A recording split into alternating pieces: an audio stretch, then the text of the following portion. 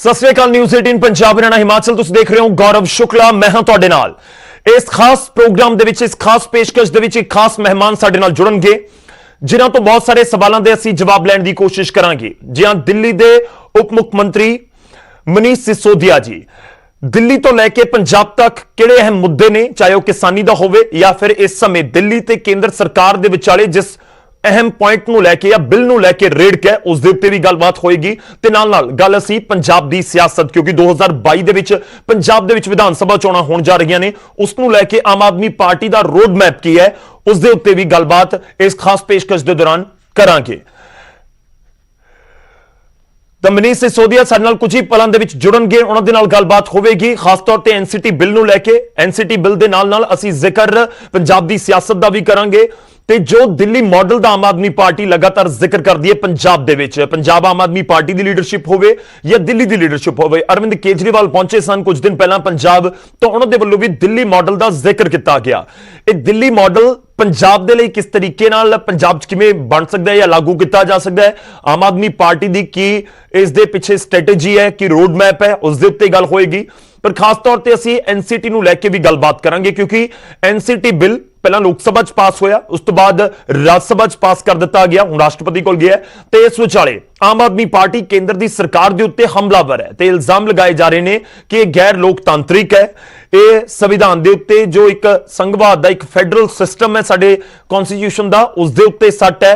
ये सारे इल्जाम ने, हालांकि बीजेपी अपने तर्क दे रही है, अज उन्हां दे उत्ते भी जवाब लैण दी कोशिश करांगे कि किस तरीके नाल सिसोदिया जी समझते हैं कि डायरैक्टली इफेक्ट कर सकता है बिल दिल्ली सरकार दी पावर्स नूं, क्योंकि जिहड़ी केंद्र सरकार है या बीजेपी है उन्हां दा तर्क यही है कि डिफाइन करेगा, स्पष्ट करेगा कि एलजी दी पावर्स किहड़ियां ने, या फिर दूजे पासे जिहड़े दिल्ली सरकार दी पावर्स किहड़ियां ने, ये जिक्र किया जा रहा है। तो साडे नाल जुड़ चुके हैं मनीष सिसोदिया जी। सब 18 पंजाब हरियाणा हिमाचल ते तुहाडा। थैंक यू जी, सत श्री अकाल सबको, नमस्कार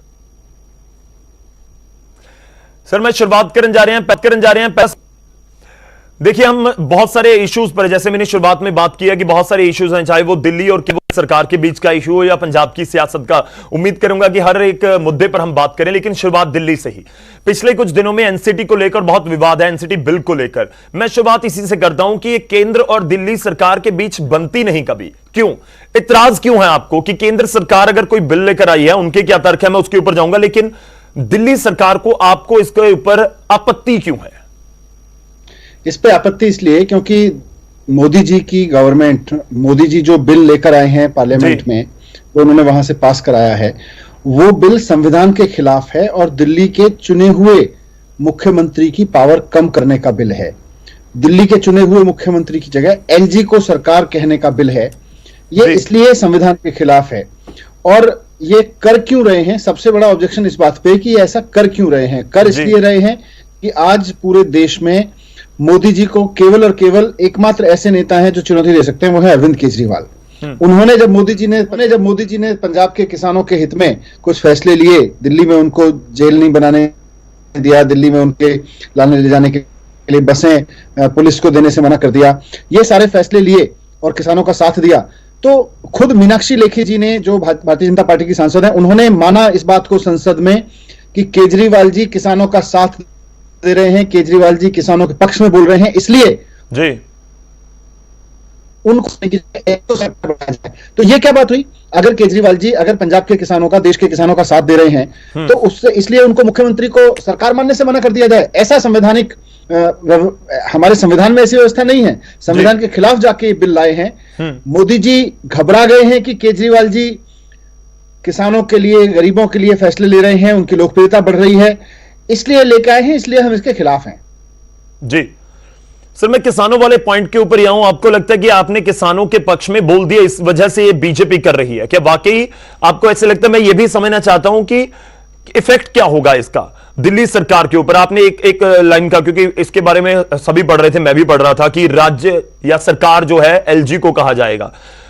पावर्स इससे कैसे कम होगी सरकार की, जिसके ऊपर आप लगातार आपत्ति जता रहे हैं, या केजरीवाल सरकार के जो लोग हैं वो आपत्ति जता रहे हैं, आप आपत्ति जता रहे हैं?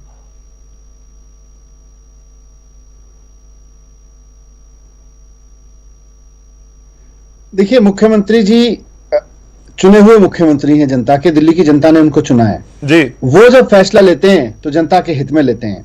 मोदी जी चाहते हैं कि अरविंद केजरीवाल जी जनता के हित में फैसले ना ले पाए, और इसीलिए मैंने आपको उदाहरण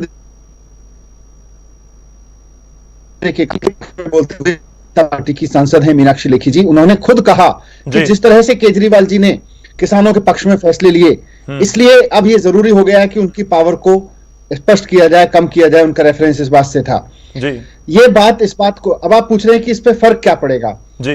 ये बिल कहता है, नया कानून कहता है कि अब दिल्ली में चुना हुआ मुख्यमंत्री सरकार नहीं होंगे, एलजी सरकार होंगे। इसका मतलब यह है कि मान लो जैसे पुलिस ने यह कहा था साहब हम किसानों को जेल में डालेंगे, सारे स्टेडियम दे दो हमें, तो ये मुख्यमंत्री जी ने अपने लेवल पे फैसला लिया क्योंकि मुख्यमंत्री जी सरकार हैं। लेकिन अब एलजी सरकार होंगे तो वो फैसला मुख्यमंत्री नहीं ले पाएंगे, वो फाइल सारी एलजी को जाएंगी, एलजी फैसला लेगा। तो इतना ही अंतर हो जाता है कि एक चुना हुआ मुख्यमंत्री हमेशा चुने हुई जो जनता उसको चुनती है उसके बारे में सोचता है, लेकिन और अरविंद केजरीवाल जी वो सोच रहे हैं, लेकिन वो चाहते हैं कि एक अपॉइंटेड लेफ्टिनेंट गवर्नर इस बारे में फैसला ले। इसीलिए रेफरेंस देके मैंने कहा कि किसान, अगर ये बिल किसान आंदोलन से पहले आ गया होता तो केजरीवाल जी के पास ये पावर नहीं होती कि वो अपने स्टेडियम को जेल बनाने से रोक लेते, या केजरीवाल जी के पास ये पावर नहीं होती कि वो जब दिल्ली पुलिस मनमर्जी से किसानों को भर के इधर उधर ले जाने के लिए बसें ले रही थी, बसें देने से मना कर दिया। हमने गुरु तेग बहादुर जो हमारा मेमोरियल है, जीटीबी मेमोरियल बॉर्डर पर, वो किसानों के लिए खोल दिया हमने, पानी के टैंकर वहां पे भेज दिए। दिल्ली सरकार के चुने हुए मुख्यमंत्री के पास ये पावर नहीं रहेगी। इस बिल के आने के बाद लेफ्टिनेंट गवर्नर को ये डिसीजन लेने होंगे, और जाहिर सी बात है लेफ्टिनेंट गवर्नर डिसीजन लेंगे तो वो तो किसानों के खिलाफ डिसीजन लेंगे। जी नहीं सर, देखिए बीजेपी आरोप ये भी लगाती है कि आपने किसानों का जिक्र कर दिया, लेकिन किसानों का आंदोलन तो 4 महीने पुराना है जो दिल्ली के बॉर्डर्स के ऊपर जारी है। उनका तर्क यह भी है कि यह विवाद तो जो केंद्र और या एलजी और दिल्ली सरकार के बीच है तो बहुत पुराना है। 2018 में देखिए सुप्रीम कोर्ट को उसके ऊपर अपनी टिप्पणियां करनी पड़ी।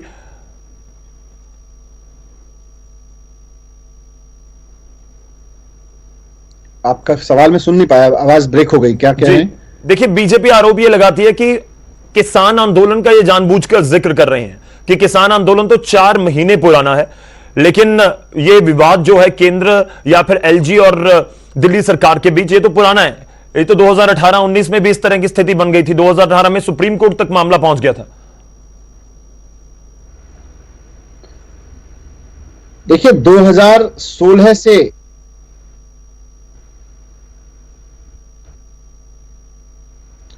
2018 से पहले मामला सुप्रीम कोर्ट में चल रहा था। 2018 में सुप्रीम कोर्ट ने अपने संविधान की व्याख्या करते हुए, सुप्रीम कोर्ट की संवैधानिक पीठ ने, कॉन्स्टिट्यूशन बेंच ने यह स्पष्ट कर दिया था कि दिल्ली में चुनी हुई सरकार ही सरकार होगी। जी।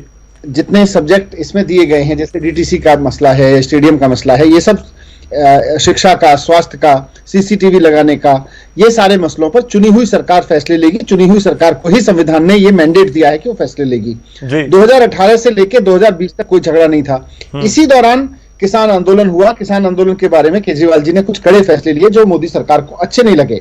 इसका जिक्र खुद भारतीय जनता पार्टी के सांसदों ने इस बिल के समर्थन में बात रखते हुए कहा।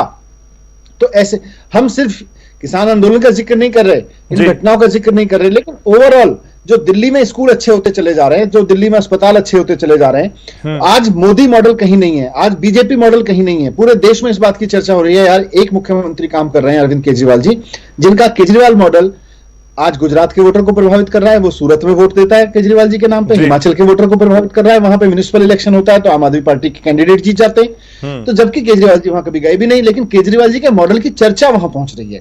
इस चर्चा से ये घबरा गए, असुरक्षित महसूस करने लगे, इनको डर लगने लगा है मोदी जी को कि कहीं अरविंद केजरीवाल मेरे जगह जनता के दिल में ऐसी जगह ना बना लें कि लोग मोदी के विकल्प के रूप में अरविंद केजरीवाल जी को देखने लगे।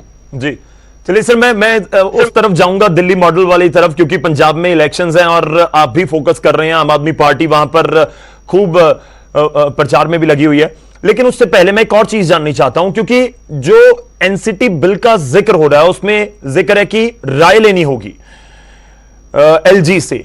आपको लगता है कि राय ही पूरे मामले में या पूरे जो अधिकार हैं आपके, वो ये राय ही अधिकार छीन लेगी? इसमें दो सबसे खतरनाक बातें हैं जी। पहली बात तो यह है कि यह बिल कहता है कि इस बिल के लागू होने के बाद से दिल्ली में चुनी हुई सरकार की जगह लेफ्टिनेंट गवर्नर सरकार होंगे, पहली बात। जी। दूसरा, चुने हुए मुख्यमंत्री को, चुने हुए मंत्रियों को कोई भी फैसला लेने से पहले फाइल एलजी के पास भेजनी पड़ेगी। अब जो मैंने आपको एग्जांपल दिए कि अगर दिल्ली पुलिस को यह परमिशन देनी थी कि भाई स्टेडियम को जेल बनाया जाए कि नहीं बनाया जाए, अभी के मौजूदा व्यवस्था में यह फैसला होम मिनिस्टर और मुख्यमंत्री जी ने ले लिया, तो मुख्यमंत्री जी ने उसको मना कर दिया। ठीक है। दिल्ली के मुख्यमंत्री जी ने जी। नई व्यवस्था में ये फाइल अब एलजी के पास जाएगी। अब एलजी साहब तो मोदी जी के इशारे पे काम करेंगे, मोदी जी के इशारे पे कानून बनाए गए थे, तो उन कानूनों का विरोध करने वाले किसानों को कैसे वो मना कर देते? तो एलजी साहब तो किसानों के पक्ष में बोलेंगे नहीं। तो ये बड़े तौर पे दोनों, इसीलिए बहुत एकदम प्रॉम्प्ट एग्जांपल देके मैंने आपको ये स्पष्ट किया कि इसके बाद हमें हर फाइल वहां पे भेजनी पड़ेगी और एलजी साहब उस पे हाँ ना नहीं अपनी मर्जी लिखेंगे, अपनी मर्जी से उसमें डिले करेंगे। ये इससे जनता का, दिल्ली की जनता का बहुत नुकसान होगा। दिल्ली की जो चुनी हुई सरकार है उसको फैसले लेने में देर होगी, हमें लड़ाई ज्यादा लड़नी पड़ेगी उसके लिए, फैसलों को ठीक कराने के लिए। यह नुकसान होने वाला है। जी सर, सुप्रीम कोर्ट ने 2018 में अपने एक जजमेंट में, अपनी एक टिप्पणी में दोनों को डिफाइन किया, पावर्स को, और बीजेपी कहती है कि यह बिल सुप्रीम कोर्ट के उस ऑर्डर के अनुरूप है, उसकी भावना के अनुरूप है। और आप कह रहे हैं कि 2018 का जो सुप्रीम कोर्ट का ऑर्डर था या इसको पूरा अनकॉन्स्टिट्यूशनल बताया जा रहा है। बीजेपी कह रही है कि ये सुप्रीम कोर्ट के ऑर्डर्स की भावना के अनुरूप हम ये बिल लेकर आए हैं जो पास किया गया। देखिए, बीजेपी वाले तो जुमला देने में माहिर हैं, उनको संविधान की अच्छे से समझ है, ऐसा नहीं है कि वो संविधान नहीं जानते हैं। सुप्रीम कोर्ट का ऑर्डर भी उनको समझ में आ रहा है, क्योंकि सुप्रीम कोर्ट के ऑर्डर के बाद संविधान में जो लिखा हुआ है वो और स्पष्ट कर दिया गया, और उसमें लिख दिया गया सुप्रीम कोर्ट के ऑर्डर में, संवैधानिक पीठ के ऑर्डर में, कि police, land order, land and public order, law and order, इन तीन चीजों को छोड़कर, police, land and public order को छोड़कर बाकी सब चीजों पर दिल्ली की सरकार फैसला लेगी, दिल्ली की चुनी हुई सरकार फैसला लेगी। अब ये इस स्टेटस को खत्म कर रहे हैं, कॉन्स्टिट्यूशन में होने के बावजूद खत्म कर रहे हैं। कॉन्स्टिट्यूशन में चुनी हुई सरकार को अधिकार दिया गया है, ये करें चुनी हुई सरकार को नहीं, एलजी को फैसला लेना है। तो ये कहां से उसके सुप्रीम कोर्ट के फैसले के पक्ष में कैसे हो गया, सुप्रीम कोर्ट के फैसले का अनुरूप कैसे हो गया? ये तो उसके खिलाफ है। सर, मैं एक और चीज जानना चाहता हूं, क्योंकि आपके मैनिफेस्टो में जिक्र रहा है पूर्ण राज्य की मांग, लेकिन इस बीच ये बिल किस तरह से आप देखते हैं? क्योंकि बीजेपी के कुछ लीडर से मेरी बात हो रही थी, तो हमने उनको सवाल किया कि आम आदमी पार्टी तो पूर्ण राज्य की मांग करती है, आप ये बिल लेकर आ गए। तो वो कह रहे हैं कि अगर आम आदमी पार्टी को लगता है कि पूर्ण राज्य इतना बड़ा मुद्दा है और ये बिल उसके खिलाफ है, तो आम आदमी पार्टी रिजाइन कर दे, सरकार रिजाइन कर दे और इस मुद्दे को लेकर इलेक्शन में चली जाए। ये पूर्ण राज्य तो इन्होंने भी मुद्दा उठाया था ना जी। पूर्ण राज्य का मुद्दा तो भारतीय जनता पार्टी अपने मैनिफेस्टो में लिखती रही है, पूर्ण राज्य का मुद्दा भारतीय जनता पार्टी के नेता लगातार उठाते रहे हैं। लेकिन अब जब केजरीवाल जी की लोकप्रियता बढ़ती जा रही है, उनको दिख रहा है कि पंजाब में आम आदमी पार्टी की सर्वेज तक में सीटें इतनी आ गई हैं कि सरकार बन रही है, उत्तराखंड में बहुत बहुमत मिलता हुआ दिख रहा है, गुजरात जैसे राज्य में जहां, जिसको ये मोदी जी गुजरात अपना मॉडल बताते थे, ये अमित शाह जी अपना मॉडल बताते थे कि हमारा गुजरात मॉडल है, उस मॉडल में जब केजरीवाल जी का मॉडल ऑफ गवर्नेंस पहुंचा, उसकी खबर पहुंची, तो सूरत के लोगों ने अरविंद केजरीवाल जी को धड़ाधड़ वोट कर दिया। छोटे छोटे गांवों में अरविंद केजरीवाल जी के नाम पे वोट हुआ। उससे ये अब असुरक्षित महसूस कर रहे हैं, उससे ये घबरा गए हैं, उससे इनकी नींद उड़ गई है और ये चाहते हैं कि किसी भी तरीके से केजरीवाल जी को काम करने से रोका जाए। इनका मंशा केवल ये है। जी सर, आपके पास ऑप्शन क्या बाकी है अभी इस बिल को लेकर? मैं ये इस बिल को लेकर मैं आखिरी सवाल, इसके बाद मैं सियासत की तरफ जाऊंगा। आप आगे क्या सोच रही है केजरीवाल सरकार? आप लोग क्या सोच रहे हैं इस बिल के खिलाफ? क्या सुप्रीम कोर्ट जाइएगा, क्या कीजिएगा? इसमें जो भी लीगल ऑप्शंस हैं, हम लीगल एक्सपर्ट से बात कर रहे हैं कि किस संविधान के को लेके, सुप्रीम कोर्ट के ऑर्डर को लेके, और इनके जो अभी, क्योंकि अभी इसका नोटिफिकेशन होना है, नोटिफिकेशन में ये क्या भाषा इस्तेमाल करते हैं, इन सारी चीजों को देखने के बाद लीगल एक्सपर्ट जो कहेंगे हम वो एक्शन उठाएंगे लीगल फ्रंट पे। लेकिन असली फ्रंट तो जनता है। जनता की चुनी हुई सरकार को मोदी जी अपने डर की वजह से, उनको ये पता है कि केजरीवाल जी ही टक्कर दे सकते हैं, इसलिए जनता की चुनी हुई सरकार को कमजोर कर रहे हैं। और ये बात पूरे देश की जनता देख रही है। लोकतंत्र को कमजोर कर रहे हैं, संविधान के खिलाफ जा रहे हैं, ये बात पूरे देश की जनता देख रही है और इसका जवाब भी जनता ही देगी। जी सर, आपने सर्वे का जिक्र किया था कि सर्वे में सीटें आ रही हैं पंजाब में आम आदमी पार्टी को। देखिए, विपक्ष जो पंजाब में आपका है वो बहुत सवाल उठाता है, अकाली दल ने तो बोला कि हम इसको चैलेंज करेंगे, लीगली चैलेंज करने जा रहे हैं, इनफैक्ट शायद उन्होंने कर भी दिया है। यहां तक कि मुख्यमंत्री कैप्टन अमरिंदर सिंह ने बोल दिया कि ये मैं नहीं मानता, या इस तरह के कोई मतलब ही नहीं है। उन्होंने एक शब्द का भी इस्तेमाल कर दिया, डी सी पता नहीं कौन से वोटर से करवा लेते हैं, ये अपनी हवा बनाने में लगे रहते हैं, ऐसे शब्दों का इस्तेमाल किया मुख्यमंत्री कैप्टन अमरिंदर सिंह ने। इनफैक्ट वो न्यूज 18 से उस समय बात कर रहे थे। ये सर्वे जिसका आप आधार बना रहे हैं, उसी के ऊपर सवाल उठा रहे हैं आपके विरोधी। देखिए, ये फर्जी सर्वे लोग कराते होंगे, इनको पता है कि फर्जी सर्वे किस तरह से कराए जाते हैं। आम आदमी पार्टी तो सच की और ईमानदारी की राजनीति करती है, और दिल्ली की जनता ने जिस तरह से सपोर्ट किया, और पूरे देश में अब केजरीवाल जी को जिस तरह से एक ऐसे मुख्यमंत्री के रूप में देखा जा रहा है कि यार ये काम तो यही बंदा करता है, मोदी जी को टक्कर तो यही आदमी दे रहा है। तो ये बात लोगों को समझ में आ रही है। और कैप्टन साहब क्या बोले, अकाली क्या बोले, वो उनको बोलने दीजिए, उनका काम है, कुछ तो बोलेंगे। सर, एक आपने जिक्र किया था कि मोदी को अगर कोई टक्कर दे सकता है वो केजरीवाल हैं, तो क्या समझा जाए कि दिल्ली की कमान जल्द आपके हाथ में होगी और केजरीवाल जी अब सीधा केंद्र की सत्ता की तरफ कदम बढ़ाएंगे 2024 के लिए, खास तौर पर केंद्र की तरफ बढ़ाएं या राज्यों में चुनाव की तरफ बढ़ाएं? आज अरविंद केजरीवाल जी दिल्ली के मुख्यमंत्री हैं, और एक ऐसे मुख्यमंत्री हैं जिनके काम को देखकर लोग कह रहे हैं कि यार मुख्यमंत्री हो तो ऐसा हो। मैं कल सिक्किम में गया था, परसों सिक्किम में था, वहां भी टैक्सी ड्राइवर से लेके होटल के सर्वर तक मुझे कह रहे थे, सर केजरीवाल जी जैसा मुख्यमंत्री हमें भी चाहिए। तो हमारा मकसद ये है कि केजरीवाल जी जैसे मुख्यमंत्री का मतलब क्या है? ऐसा मुख्यमंत्री जो बिजली सस्ती करके दिखाए, ऐसा मुख्यमंत्री जो पानी ठीक करके दिखाए, सरकारी अस्पतालों को ठीक करके दिखाए, सरकारी स्कूलों को ठीक करके दिखाए, सरकारी सेवाएं हमारे घर तक आए, ना कि हम सरकारी सेवाएं के लिए रिश्वत लेके घूमते रहें, टक्कर खाते फिरें। तो ये ऐसे मुख्यमंत्री के रूप में केजरीवाल जी की पहचान बन रही है, और इसीलिए आज जो केजरीवाल जी का मॉडल है वो हर जगह एक्सेप्ट होता चला जा रहा है। छोटे छोटे गांवों तक में लोग कह रहे हैं कि हमें भी फ्री बिजली चाहिए। अगर हिमाचल जैसा राज्य जहां बिजली बनती है वहां पे फ्री नहीं हो रहा, पंजाब जैसा राज्य जहां पे बिजली बनती है वहां पे बिजली फ्री नहीं हो रही, केजरीवाल जी ने 5 साल के अंदर अंदर 2/3 दिल्ली को फ्री, 2/3 आबादी को फ्री बिजली उपलब्ध करा दी। तो ये मिरेकल नहीं है, ये गुड गवर्नेंस है, ये ऑनेस्ट पॉलिटिक्स है। इसको लोग आज उम्मीद के रूप में देख रहे हैं, और इसका विस्तार होगा। जी,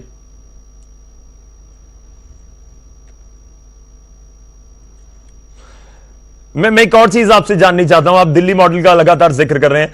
देखिए, पंजाब और दिल्ली का जो एक तरह से वातावरण है या माहौल है, जो भी जिस तरह से भी पंजाब डिफर करता है दिल्ली से, आपके विरोधी यही कहते हैं कि आप दिल्ली में बिजली की बात करते हैं, आपने वहां 2000 करोड़ की सब्सिडी दी है, पंजाब आइए हम 14,000 करोड़ की सब्सिडी देते हैं। और दिल्ली में कुछ ही लोगों को, इनफैक्ट कांग्रेस तो कहती है कि 1,67,000 लोग हैं जिनको फायदा पहुंचता है, बाकी सबके लिए महंगी है। आपने वहां पर जो फैक्ट्रीज हैं या फिर जो बिजली जिनको दी जाती है घरेलू उपयोग के लिए नहीं, जो दूसरे हैं, तो उनको बहुत महंगी है, पंजाब में सस्ती है। हमने हर एक चीज को देखा है। आप कंपेयर मत कीजिए हमारे साथ। पंजाब में बिल्कुल अलग तरह के हालात हैं, दिल्ली में अलग है।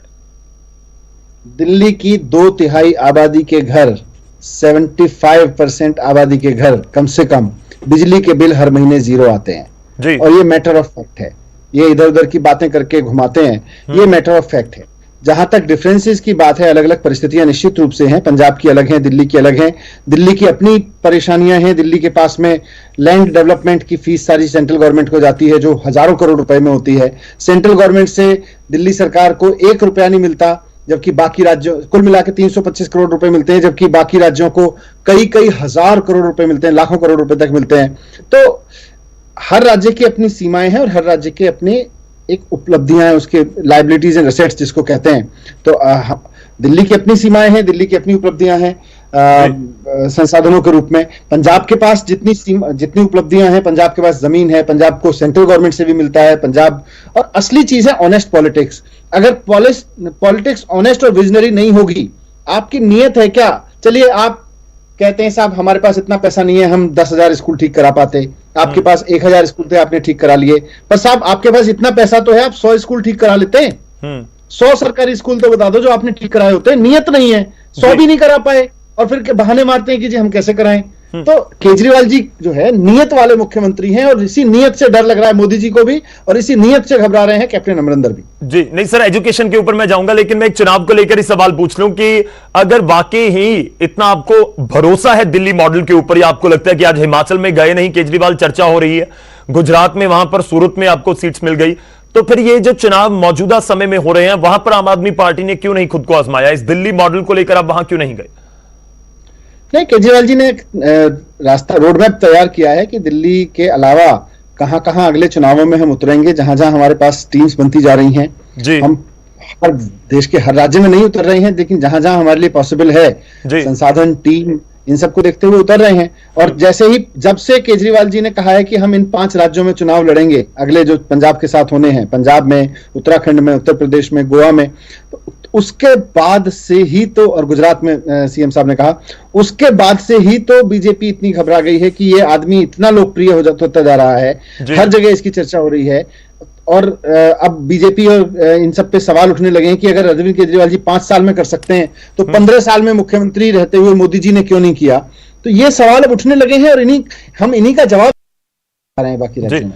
सर, आप बिल्डिंग्स का जिक्र कर रहे हैं, स्कूल की मरम्मत कितनी करवाई इसका जिक्र कर रहे हैं। पंजाब कांग्रेस जिक्र करती है कि देखिए हमने पिछले 3-4 साल में स्कूल, जो सरकारी स्कूल है, उनका रिजल्ट बहुत सुधार दिया। और वो ये भी दावा करते हैं कि पहले जो बच्चों की तादाद थी वो सरकारी स्कूलों में कम थी, अब प्राइवेट से ज्यादा होने लग गए हैं, कि ये देखिए बदलाव है। और इस तरह से हम अपने एजुकेशन सिस्टम के ऊपर काम कर रहे हैं। आप दिल्ली के साथ कंपेयर मत कीजिए। नहीं, कंपेयर तो करना ही होगा, असली चीज तो इसी में है। हम चाहते हैं कि एजुकेशन की राजनीति हो, आज लोगों के बीच चुनाव हो, इसी बात पे हम दिल्ली का मॉडल लेके जा रहे हैं। आप पंजाब का मॉडल लेके खड़े रहिए, जनता चुनेगी। फिर आप बताइए पंजाब में क्या क्या किया है सरकारी स्कूलों में, हम बताएंगे, हमें मौका मिला, हमने दिल्ली के सरकारी स्कूलों में क्या किया। दोनों जगह बात हो जाए और उसके बाद जनता तय करेगी। यही तो हम मॉडल चाहते हैं कि ये जो फालतू के मुद्दे हैं उनकी जगह अगर शिक्षा पे, स्वास्थ्य पे, रोजगार पे, बिजली पे, पानी पे, इन सब पे सारी पार्टियां अपना अपना मॉडल लेके आए और उस मॉडल पे चर्चा हो। लाए वो मॉडल, बताएं कौन से स्कूल ठीक किए उन्होंने। जी, मतलब सर 2022 का इलेक्शन अब जब होगा तो Delhi model versus captain model, Delhi versus model Akali Dal model, ऐसे ही होगा? यही आपका मुद्दा रहेगा? साहब का मॉडल क्या है, कैप्टन साहब का मॉडल क्या है, वो अब समय बताएगा। लेकिन फिलहाल तो चारों तरफ चर्चे तो अरविंद केजरीवाल जी के मॉडल के ही हो रहे हैं। जी, चलिए मैं एक एजुकेशन से जुड़ा और सवाल आपसे जानना चाहता हूं कि ये देशभक्ति करिकुलम की क्यों जरूरत पड़ गई दिल्ली में, और ये न्यू एजुकेशन बोर्ड की भी क्यों जरूरत पड़ी? क्योंकि दिल्ली में एजुकेशन पे जितना काम हमने किया है, अब आगे का रास्ता एक अच्छी स्कूल बिल्डिंग बन गई, टीचर्स का अच्छा एनवायरनमेंट बन गया, बहुत मोटिवेशन के साथ हमारे टीचर्स पढ़ा रहे हैं, रिजल्ट्स अच्छे आ रहे हैं, 98% तक आने लगे, और हमारे बच्चे अब सीधे बिना कोचिंग किए आईआईटी जैसे, नीट जैसे एग्जाम क्रॉस करने लगे। तो अब ये जिम्मेदारी भी सरकार की ही है कि बच्चों को जो पढ़ लिख के आईआईटी में जाएं या इंजीनियरिंग में, मेडिकल में जाएं या कहीं और जाएं, कट्टर देशभक्ति बने। इसीलिए देशभक्ति की जरूरत है, देशभक्ति पाठ्यक्रम की जरूरत है, और देशभक्ति का आकलन भी हो, देशभक्ति और किसी व्यक्ति के अच्छे होने के बारे में परीक्षाएं भी हों, उसके 360 डिग्री डेवलपमेंट में परीक्षाएं हों, इसलिए एक नया बोर्ड बना रहे हैं। जी, चलिए सर, मैं आपका 1-2 मिनट ही और लूंगा, ज्यादा नहीं। सीएम चेहरे को लेकर बहुत चर्चा है सर पंजाब में, मिलेगा सीएम चेहरा? 2022 के चुनाव जब लोग वोट डालेंगे तो क्या उनके जहन में यह पिक्चर क्लियर होगी कि आम आदमी पार्टी को अगर सीटें मिली तो फिर सीएम कौन बनेगा?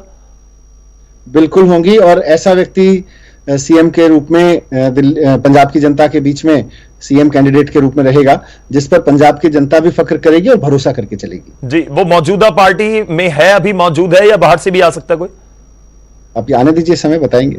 जी सर, नवजोत सिद्धू के साथ कोई बातचीत चल रही हो? बहुत हाशिए पर है इस समय कांग्रेस में। नहीं, देखिए क्या है कि टीवी इंटरव्यूज में सीएम कैंडिडेट कौन होगा ये तय किसी पार्टी को करना भी नहीं चाहिए और होना भी नहीं चाहिए। जी नहीं सर, संकेत दे सकते हैं आप। अनाउंस मत कीजिए, संकेत दे सकते हैं। अनाउंस करेंगे जब होगा, चिंता मत करिए। मैं नवजोत सिंह सिद्धू को लेकर जानना चाह रहा हूं कि किसी तरह की कोई मीटिंग पिछले 6-8 महीने में आम आदमी पार्टी के साथ, आपके साथ, केजरीवाल साहब के साथ अभी क्या है, आप अगली खबर ढूंढ रहे हैं। जी, मैं हाँ कहूंगा उसमें भी आपके लिए खबर है, मैं ना कहूंगा उसमें भी आपके लिए खबर है, इसलिए मैं बेहतर आपके लिए कहूंगा इंतजार करिए। आप हंस दिए, उसमें भी खबर है सर। ठीक है, थैंक यू। चलिए सर, शुक्रिया, बहुत बहुत धन्यवाद हमारे साथ जुड़ने के लिए, इस पूरी बातचीत के लिए। दिल्ली ਦੇ ਉਪ ਮੁੱਖ ਮੰਤਰੀ ਮਨੀਸ਼ ਸਿਸੋਦੀਆ ਸਾਡੇ ਨਾਲ ਜੁੜੇ, ਖਾਸ ਤੌਰ ਤੇ ਐਨਸੀਟੀ ਨੂੰ ਲੈ ਕੇ ਲਗਾਤਾਰ ਕੇਂਦਰ ਦੀ ਸਰਕਾਰ ਦੇ ਉੱਤੇ ਉਭਰਦੇ ਹੋਏ ਨਜ਼ਰ ਆ ਰਹੇ ਨੇ। ਤੇ ਦੂਜੇ ਪਾਸੇ ਪੰਜਾਬ ਦੇ ਲਈ ਰੋਡ ਮੈਪ ਕੀ ਹੋਵੇਗਾ ਉਹ ਵੀ ਦੱਸ ਰਹੇ ਨੇ ਤੇ ਇਹ ਸਾਫ਼ ਕਰ ਰਹੇ ਨੇ ਕਿ ਆਉਣ ਵਾਲੇ ਦਿਨਾਂ ਦੇ ਵਿੱਚ ਪੂਰੇ ਉਹਨਾਂ ਦੀ ਇੰਟਰਵਿਊ ਨੂੰ ਅਸੀਂ ਧਿਆਨ ਨਾਲ ਦੇਖੀਏ ਤਾਂ ਹਰ ਪਾਸੇ ਉਹ ਜ਼ਿਕਰ ਦਿੱਲੀ ਮਾਡਲ ਦਾ ਕਰਦੇ ਨਜ਼ਰ ਆਏ ਨੇ। ਤਾਂ ਪੰਜਾਬ ਦੇ ਵਿੱਚ ਆਉਣ ਵਾਲੇ ਦਿਨਾਂ 'ਚ ਚਾਹੇ ਕੇਜਰੀਵਾਲ ਪਹੁੰਚਣ, ਚਾਹੇ ਮਨੀਸ਼ ਸਿਸੋਦੀਆ ਚੋਣ ਪ੍ਰਚਾਰ ਦੇ ਲਈ ਆਉਣ ਜਾਂ ਆਮ ਆਦਮੀ ਪਾਰਟੀ ਦੇ ਆਗੂ ਸਾਨੂੰ ਪ੍ਰਚਾਰ ਕਰਦੇ ਨਜ਼ਰ ਆਉਣ, ਤਾਂ ਮਨੀਸ਼ ਸਿਸੋਦੀਆ ਦੇ ਨਾਲ ਗੱਲਬਾਤ ਤੋਂ ਬਾਅਦ ਇੱਕ ਚੀਜ਼ ਕਲੀਅਰ ਹੁੰਦੀ ਨਜ਼ਰ ਆ ਰਹੀ ਹੈ ਕਿ ਦਿੱਲੀ ਮਾਡਲ ਦਾ ਜ਼ਿਕਰ ਜ਼ਰੂਰ ਹੋਏਗਾ। ਖਾਸ ਇਹ ਹੈ ਕਿ ਹੁਣ ਸੀਐਮ ਦਾ ਚਿਹਰਾ ਕੌਣ ਹੋਏਗਾ ਆਮ ਆਦਮੀ ਪਾਰਟੀ 'ਚ। ਇੱਕ ਚੀਜ਼ ਤਾਂ ਆਮ ਆਦਮੀ ਪਾਰਟੀ ਦੇ ਵੱਲੋਂ ਕਲੀਅਰ ਕੀਤੀ ਜਾ ਰਹੀ ਹੈ, ਮਨੀਸ਼ ਸਿਸੋਦੀਆ ਕਲੀਅਰ ਕਰ ਗਏ ਕਿ ਚਿਹਰਾ ਹੋਏਗਾ ਇਸ ਵਾਰ ਚੋਣਾਂ ਤੋਂ ਪਹਿਲਾਂ ਸੀਐਮ ਦਾ ਚਿਹਰਾ ਹੋਵੇਗਾ ਆਮ ਆਦਮੀ ਪਾਰਟੀ 'ਚ ਪੰਜਾਬ ਦੇ ਲਈ। ਯਾਨੀ ਪਿਛਲੀ ਵਾਰ ਸੀਐਮ ਦਾ ਚਿਹਰਾ ਨਹੀਂ ਸੀ, ਲੱਗ ਰਿਹਾ ਪਾਰਟੀ ਨੂੰ ਕਿ ਸ਼ਾਇਦ ਉਸ ਕਰਕੇ ਕਨਫਿਊਜ਼ਨ ਰਿਹਾ, ਪਰ ਇਸ ਵਾਰ ਸਿਸੋਦੀਆ ਕਹਿ ਰਹੇ ਨੇ ਕਿ ਬਿਲਕੁਲ ਇਸ ਵਾਰ ਸੀਐਮ ਦਾ ਚਿਹਰਾ ਹੋਵੇਗਾ, ਅਸੀਂ ਕਲੀਅਰ ਕਰ ਦੇਵਾਂਗੇ। ਕੌਣ ਹੋਏਗਾ ਇਸ ਤੇ ਪੱਤੇ ਤਾਂ ਨਹੀਂ ਖੋਲੇ ਉਹਨਾਂ ਨੇ। ਸਿੱਧੂ ਨੂੰ ਲੈ ਕੇ ਇੱਕ ਵਾਰ ਫਿਰ ਤੋਂ ਚੁੱਪ ਨੇ, ਸਿੱਧੂ ਨੂੰ ਲੈ ਕੇ ਨਾ ਬਸ ਮੁਸਕਰਾ ਰਹੇ ਨੇ। ਯਾਨੀ ਕਿ ਉਮੀਦ ਅਜੇ ਵੀ ਕਿਤੇ ਨਾ ਕਿਤੇ ਆਮ ਆਦਮੀ ਪਾਰਟੀ ਨੂੰ ਹੈਗੀ ਹੈ ਕਿ ਸਿੱਧੂ ਦੀ ਐਂਟਰੀ ਆਮ ਆਦਮੀ ਪਾਰਟੀ 'ਚ ਹੋ ਸਕਦੀ ਹੈ। ਹੁਣ ਸਵਾਲ ਇਹੀ ਹੈ ਕਿ ਜੇਕਰ ਆਮ ਆਦਮੀ ਪਾਰਟੀ ਸੀਐਮ ਦਾ ਚਿਹਰਾ ਐਲਾਨਦੀ ਹੈ ਤਾਂ ਫਿਰ ਕੌਣ ਹੋਏਗਾ ਉਹ? ਕਿ ਭਗਵੰਤ ਮਾਨ ਹੋ ਸਕਦੇ ਨੇ, ਮੌਜੂਦਾ ਜਿਹੜੀ ਲੀਡਰਸ਼ਿਪ ਹਾਊਸ ਦੇ ਵਿੱਚੋਂ ਕੋਈ ਸ਼ਖਸ ਹੋ ਸਕਦਾ ਹੈ, ਜਾਂ ਬਾਹਰੋਂ ਵੀ ਕੋਈ ਸ਼ਖਸ ਆ ਸਕਦਾ ਹੈ, ਕਿਉਂਕਿ ਸਿੱਧੇ ਤੌਰ ਤੇ ਨਵਜੋਤ ਸਿੰਘ ਸਿੱਧੂ ਦਾ ਹੀ ਜ਼ਿਕਰ ਹੋ ਰਿਹਾ ਹੈ। ਫਿਲਹਾਲ ਇਸ ਖਾਸ ਪੇਸ਼ਕਸ਼ 'ਚ ਨਹੀਂ, ਇਜਾਜ਼ਤ ਦਿਓ, ਧੰਨਵਾਦ।